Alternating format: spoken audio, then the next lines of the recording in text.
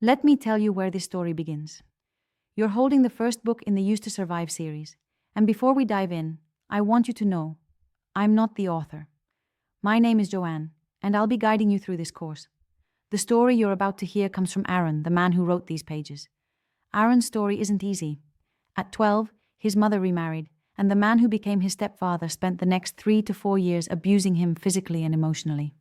At home, he was a punching bag.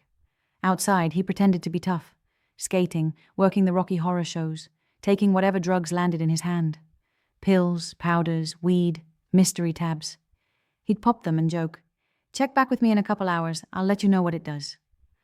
That wasn't rebellion. That was survival. Aaron was an athlete with dreams of college and even a West Point candidacy. Then he blew out his ankle at 16, and just like that, the future disappeared. His mother drifted out of reach. His biological father didn't care.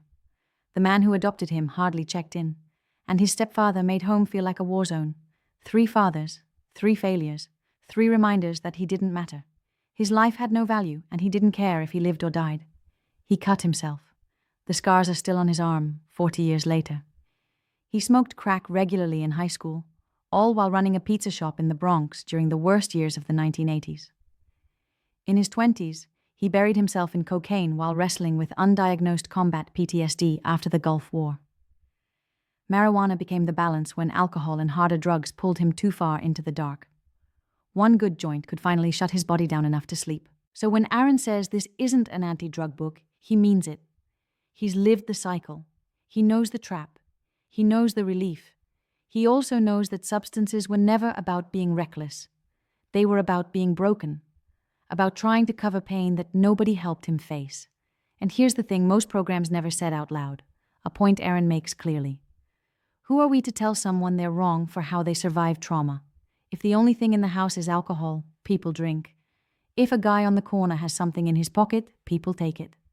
Some adults do the same thing in different settings with doctors and prescription pads.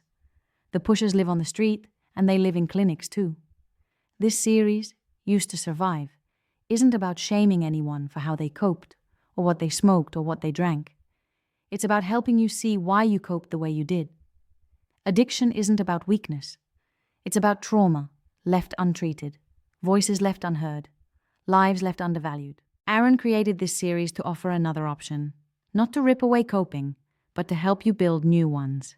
He says, if marijuana is what helps you stay steady, he's not here to rip it out of your hand.